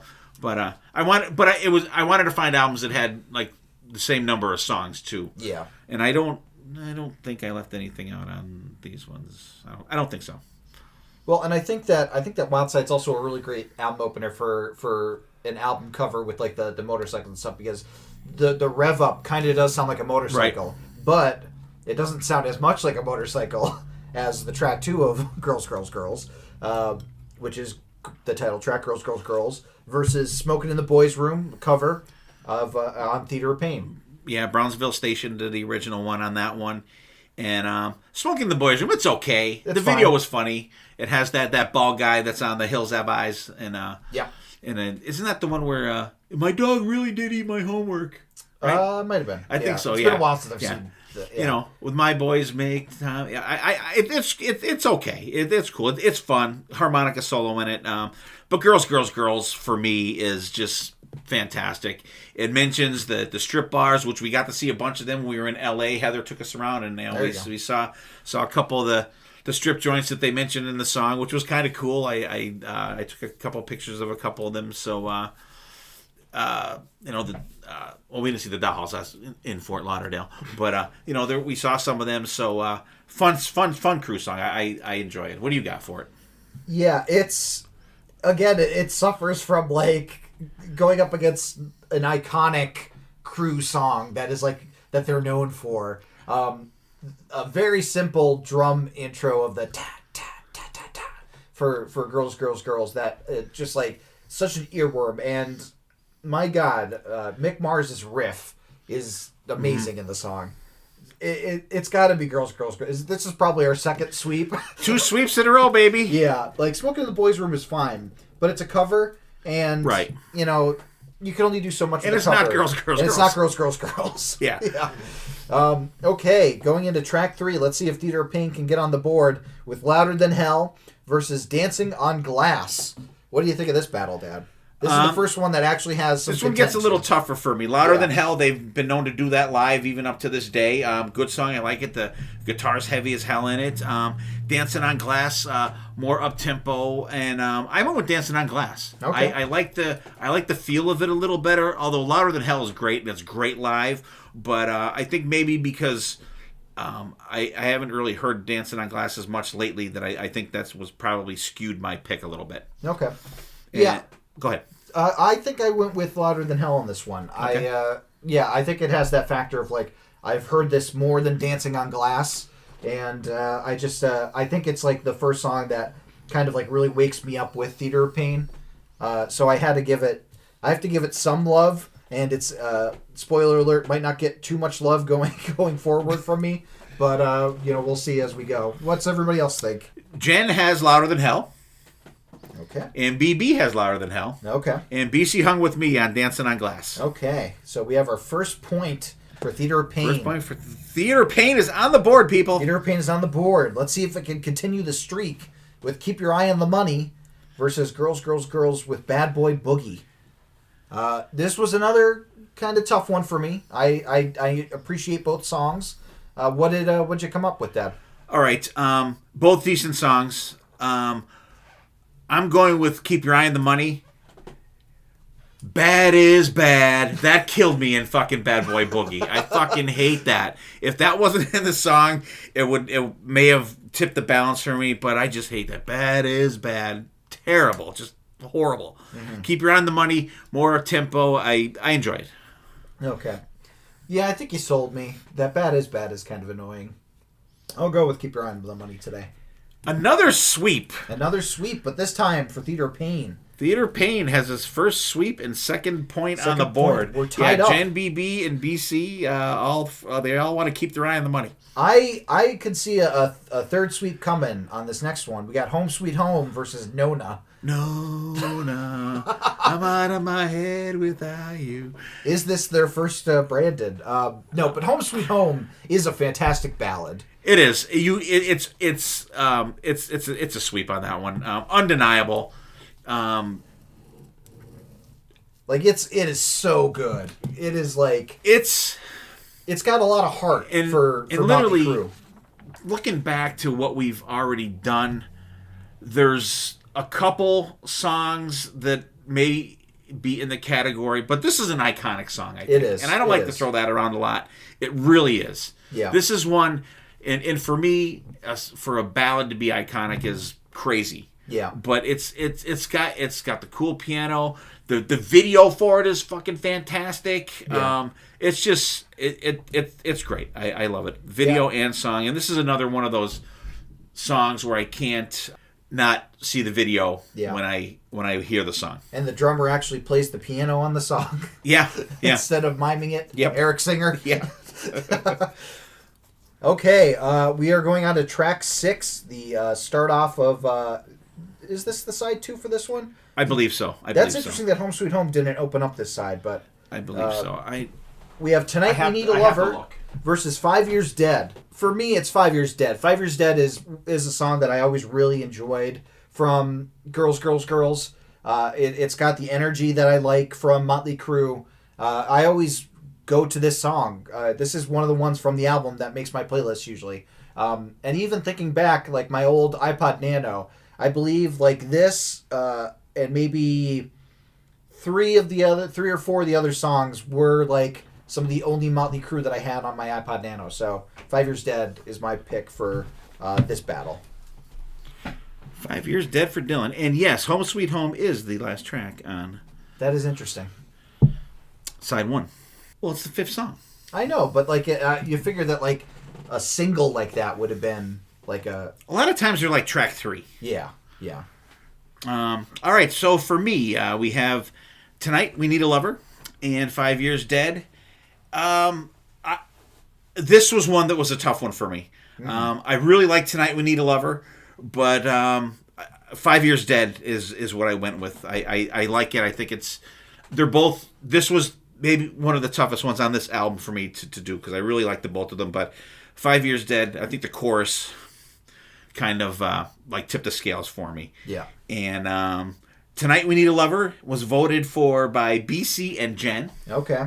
And BB is with us. Wow, BB was one of the rare ones besides the sweep that BB agrees with me. Holy shit. Interesting. Yeah. Okay, track 7. Use It or Lose It versus All in the Name Of. This was another song that I had on my playlist all the time. This is probably one of my favorite songs on the album. I love it's got the simple drum intro and then the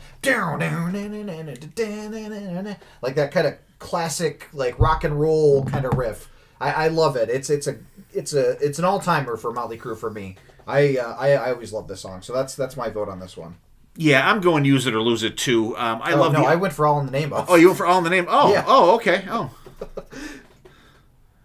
So then I went for Use It or Lose It, by the way. Yeah, I like the up-tempo-ness of it. All in the Name Of Rock. It's okay. But I Use It or Lose It is what I go to on this, okay. Out of these two. And again, BB is with me on this one. There you go. But you got Jen and BC on yours, All in the Name Of. It's an all-timer for rock me. And roll. Okay, we got Save Our Souls and Something for Nothing. Both words spelled incorrectly. What did you think on this battle? This one was not a hard one for me. Save Our Souls is too plotting for me, and it's meh for me at best. Something for Nothing's a fun song. Something for Nothing, in and out is never free. So I like it. Yeah, I also went with Something for Nothing. Not as good as the Rush Something for Nothing, but it's a very good song. Misspelling of both words doesn't help. Doesn't help, but I very much enjoyed it as well. So that was what I voted for on that one. All right, BC and the Killer Bees are for Something for Nothing. Okay. And Jen's the outlier on Save Our Souls. Save Our Souls. Wow, I have to have a talk with you, Jen, over that one. So now we have the penultimate track on the two albums, Raise Your Hands to Rock for Theater of Pain, and You're All I Need for Girls, Girls, Girls. Now, I know You're All I Need is one of Jen's favorite Motley Crue songs. Yep. So I'm sure that she voted for that. What about everybody else? Jen did vote for that. This is all right, BC's got Raise Your Hands to Rock. Okay. And BB's got You're All I Need. Okay. And this one is another game time decision for me. Yeah. Raise Your Hands to Rock. Actually, let me do You're All I Need. I think the piano is cool in that. The video's cool. It was banned on MTV. It's the guy, kills his girlfriend in that. I actually think Vince sounds good on this one. Which not a lot of people say that ever. But I like the piano on it. The piano sounds like it's literally the piano sound plucked off of Home Sweet Home. Yeah. And Raise Your Hands to Rock, I like it. I like how it's chunked up with the acoustic guitar. Mm-hmm. But I think I'm going to go You're All I Need, I think. Okay. Yeah, I think even though it seems like they're trying for a Home Sweet Home Part 2 a little bit with it, just a tad. I think that I like it a little better than Raise Your Hands to Rock. Raise Your Hands to Rock is fine, but it's another rock with me, Jack. Yeah, well, and then Fight for Your Rights, but not to party, versus We're recording live right here tonight. I think you got the fucking job with Jailhouse Rock. I always love this version of Jailhouse Rock.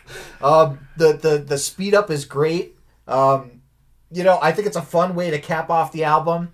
And I love Vince's little like at the beginning there that I just said. So my vote's for Jailhouse Rock.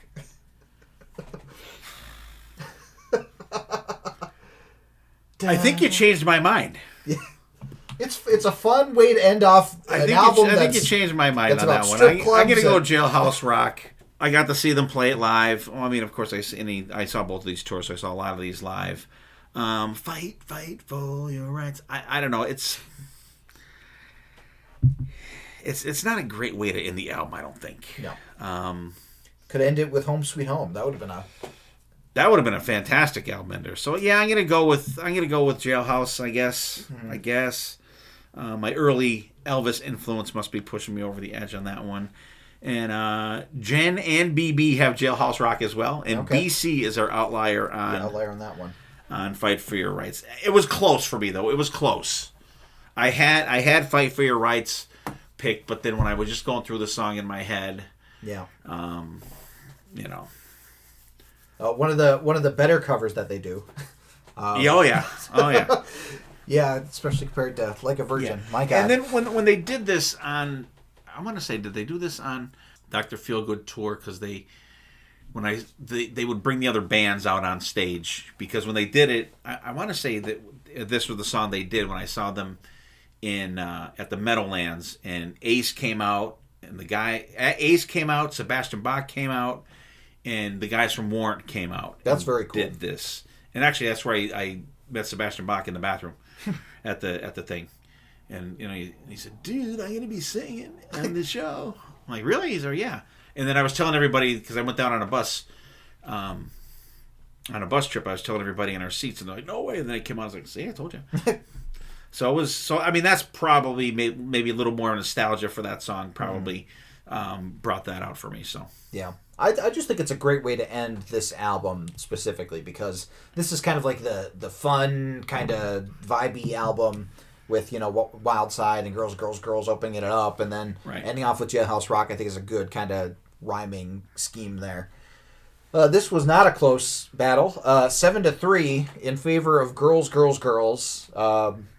Although the 2 out of the 3 for Theater of Pain were sweeps, so it was a unanimous decision for 2 out of the 3 votes over on Theater of Pain. So we got Girls, Girls, Girls is the winner. Girls, Girls, Girls won 7-3. 7-3. Wow. Yeah, it was 2 of the 3 were sweeps, right? Yeah, 2 of the. So it was they were quality votes, right? But yeah, and don't get me wrong. I mean, I remember when Theater of Pain came out, and actually the house that we're recording in right now used to be my grandparents' house when I was growing up, and I lived next door, and they used to have a porch swing on the front of the house, actually right outside the window where we're at. And when Theater of Pain came out, I bought the cassette. And I used to come over here and sit on their swing, and I listened to this album over and over and over and over again, right on my front porch here. And so I got a lot of cool memories for it. And you hear it, you're like, yeah, Theater of Pain. But then I'll throw it on every now and then, and it brings me back to like sitting right there. So I really can't say a whole lot bad about it.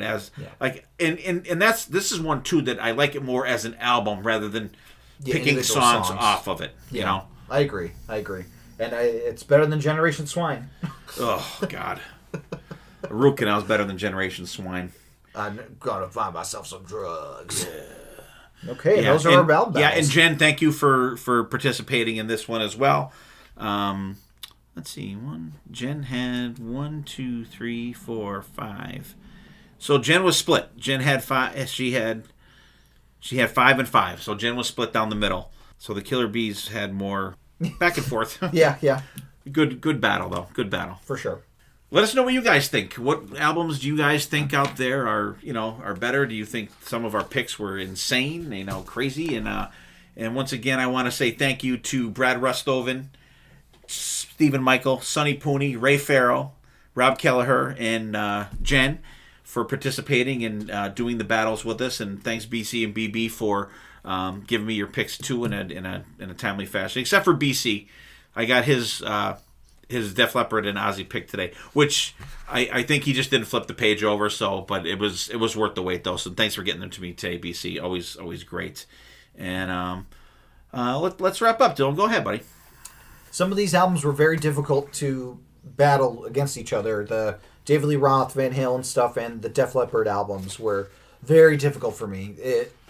On another day, the other album could have come out on top, but there's some quality stuff on all of these albums, and I'll have the Spotify playlist in the show notes that will have each song head-to-head in the order, so you could listen to them and let us know what your picks were for the winners. All of these albums have some good stuff in them. Obviously, they're some classic albums, but it was interesting going back and seeing how many more songs from, say, No Rest for the Wicked I ended up enjoying, or some songs that popped out for me on OU812 that I normally kind of just skip over that album in general. So it was a fun time going through these albums again, and my God, those Def Leppard albums are so good. Yeah, these are albums that I searched long and hard to get them to the numbers to match up and stuff. Like I said, I had to leave a couple instrumental things out, which I think is no big deal. And these are albums that I grew up with. I remember jamming in Rob's basement to Def Leppard and the Van Halen albums, and we were just getting into Crew, and so it was great going back through these albums and talking about them and putting them up against one another and like I said, there were a couple of them where I'm like I had to decide now, and I had to flip the coaster for the one, and it could have went either way, and I would have been totally satisfied with it. And and it's cool too because there are the albums we picked are pretty well-known albums from the artists that we talked about, but some of the songs are not. Yeah. There are some deep tracks in there that we talked about, and I need to go back and listen to, like I said, Dylan talked me into Over and Over from the Black Sabbath one. I have to listen to Country Girl again. I think I may have dismissed that one out of hand, so I got to give that another good listen there. Like Van Halen, like Fair Warning versus Women and Children, like insane. The Def Leppard ones, the VH ones, the two first Sammy albums, that was kind of went how I figured it would. So, our album winners were, we did Black Sabbath, Heaven and Hell versus Mob Rules, Heaven and Hell won. We did Van Halen, Women and Children First versus Fair Warning won. We did Van Halen 5150 versus OU812, 5151. We did Ozzy Osbourne, Ultimate Sin versus No Rest for the Wicked won. We did Def Leppard, High and Dry versus Pyromania, which this was my surprise one, that High and Dry ended up winning. And Motley Crue, Theater of Pain versus Girls took it, which I kind of figured that's the way that one would go. So that's, it was fun. I like doing these ones. It was an easy one for us to do because we were all familiar with all the material, and it was just a fun listen. Yeah. To all these tracks. And thank you to everybody that offered their tiebreaker votes. We have Brad, Steven, Sonny, Ray, Rob, and Jen. Yes. So thank you everybody for including your tiebreaker votes and your opinions. Very much. I always love seeing what everybody picks because it kind of gives you a sense of what they listen to each band or album for. And what album kind of vibes with them. Like, obviously, we saw how much BB likes Zakk Wylde. Yeah, and Pyromania. So it's cool getting a sense of somebody's personality through the picks on the albums. Yeah, and Dylan, thank you for doing this with me. I appreciate it. Thank you, everyone out there, for listening. And I'm going to make a quick announcement that I really did not think I would be making for a couple years down the road. But by the time you guys listen to this episode, I will be a retired firefighter. I am retiring from the Carbondale City Fire Department after 31 and a half years of service, and it's been my honor and pleasure to serve the citizens of the city of Carbondale and be one of their career firefighters. And thank you to all the chiefs I've had throughout the years and friends that I've made and everything. It was a very, very difficult decision to come to, and it's it's the beginning of a new chapter, closing one, beginning another one, and I don't regret any of the times or decisions and stuff. I've had a ton of good times. Some a lot of crazy stuff has happened over the years. We had a ton of laughs there. It's a lot of we've seen a lot of tragedy and stuff like that, and that we have to deal with on a daily basis. And it'll just be weird.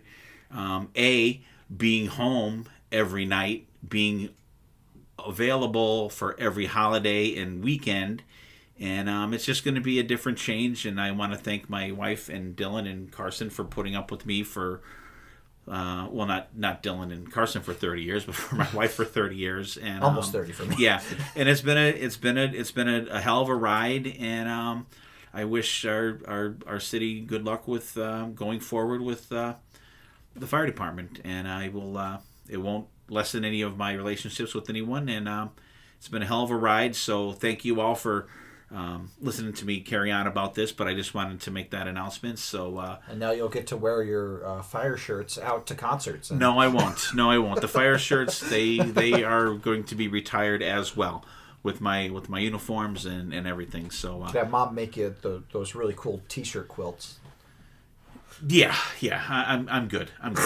But thanks out there, everybody, for listening. It was an awesome episode. Dylan, great job. Thanks for all the work you do all the time, and keep listening. I literally just mapped out our schedule until the middle of the summer, so we got a lot of cool stuff coming up. And thank you guys for listening. Take care of yourselves. Take care of each other. We will see you next time, and there definitely will be a next time.